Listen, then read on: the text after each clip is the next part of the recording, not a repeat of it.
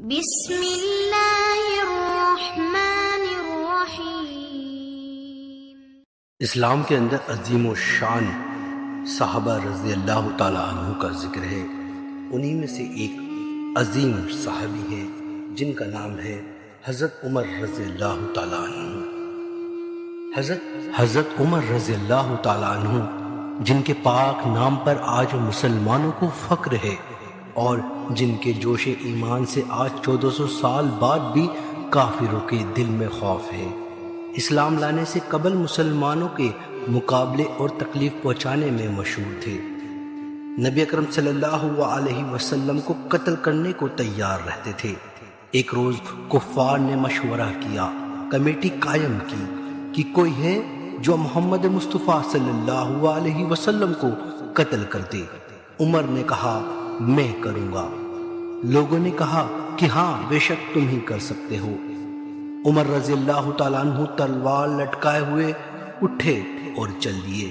اسی فکر میں جا رہے تھے کہ ایک صحابی قبیلہ جرہم کے جن کا نام حضرت اسد بن ابی وقاص رضی اللہ تعالیٰ عنہ ہے، وہ ملے اور انہوں نے پوچھا عمر کہاں جا رہے ہو؟ انہوں نے کہا کہ محمد کو قتل کرنے کی فراق میں ہوں، نعوذ باللہ من ذالک۔ اسد نے کہا کہ بنو ہاشم، بنو جرہم اور بنو ابی مناف سے کیسے مطمئن ہو گئے؟ وہ تمہیں بدلے میں قتل کر دیں گے۔ اس جواب پر بگڑ گئے اور کہنے لگے کہ معلوم ہوتا ہے کہ تو بھی بے دین یعنی مسلمان ہو گیا، پہلے تجھی کو نمٹا دوں۔ یہ کہہ کر تلوار سوت لی اور حضرت اسد رضی اللہ تعالیٰ عنہ نے بھی یہ کہہ کر ہاں میں مسلمان ہو گیا تلوار سنبھال لی۔ دونوں طرف سے تلوار چلنے کو ہی تھی کہ حضرت اسد رضی اللہ تعالیٰ عنہ نے کہا کہ پہلے اپنے گھر کی تو خبر لے کہ تیرے بہن اور بہنوئی دونوں مسلمان ہو چکے۔ یہ سننا تھا کہ غصے سے بھر گئے اور سیدھا بہن کے گھر گئے۔ وہاں جا کر حضرت خباب رضی اللہ تعالیٰ عنہ کواڑ بند کر دونوں میاں بیوی کو قرآن شریف پڑھا رہے تھے۔ حضرت عمر رضی اللہ تعالیٰ عنہ نے کواڑ کھلوایا۔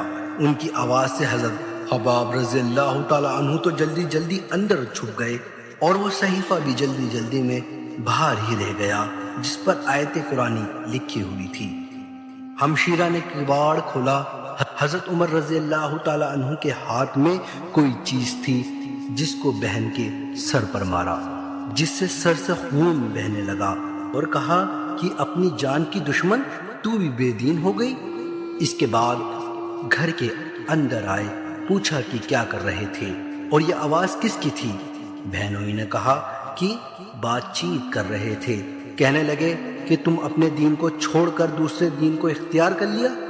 بہنوں نے کہا کہ اگر دوسرا دین حق ہے تب یہ سننا تھا کہ ان کی داڑھی پکڑ کر کھینچی اور بے تحاشا ٹوٹ پڑے، زمین پر گرا کر خوب مارا۔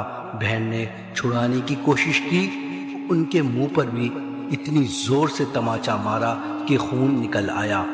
یہ بھی آخر عمر ہی کی بہن تھی۔ کہنے لگی کہ عمر ہم کو اس وجہ سے مارا جاتا ہے کہ ہم مسلمان ہو گئے۔ بے شک ہم مسلمان ہو گئے، جو تجھ سے ہو سکے تو کر لے۔ اس کے بعد حضرت عمر رضی اللہ تعالیٰ عنہ کی نگاہ اس صحیفے پر پڑی جو جلدی جلدی باہر رہ گیا تھا، اور ان کا غصہ جوش بھی مار پیٹ کر کم ہو گیا تھا، اور بہن کو اس طرح خون میں تربتر دیکھ کر شرم بھی آ رہی تھی۔ کہنے لگے اچھا مجھے دکھاؤ یہ کیا ہے؟ بہن نے کہا کہ تو ناپاک ہے اور اس کو ناپاک ہاتھ نہیں لگا سکتے۔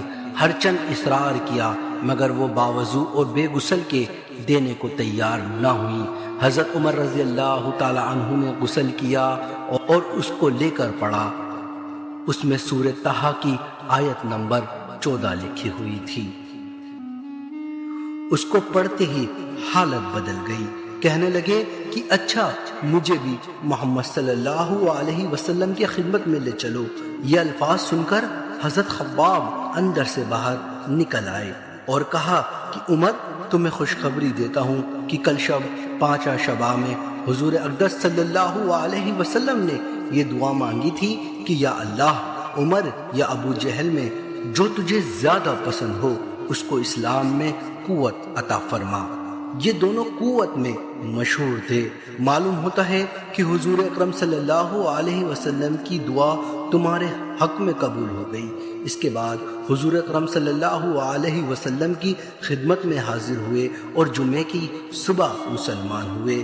ان کا مسلمان ہونا تھا کہ کفار کے حوصلے پست ہونے شروع ہو گئے، مگر پھر بھی یہ نہایت مختصر جماعت تھی، اور وہ سارا مکہ بلکہ سارا عرب اس لیے اور بھی جوش پیدا ہو گیا اور جلسے کر کے مشورے کر کے ان حضرات کو ختم کرنے کی کوشش کرتا رہا اور طرح طرح کی تکبیریں کی جاتی۔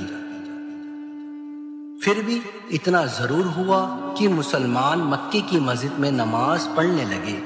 حضرت عبداللہ بن مسعود رضی اللہ تعالیٰ عنہ فرماتے ہیں کہ عمر کا اسلام لانا مسلمان کی فتح تھی، اور ان کی ہجرت مسلمانوں کی مدد تھی، اور ان کی خلافت رحمت تھی۔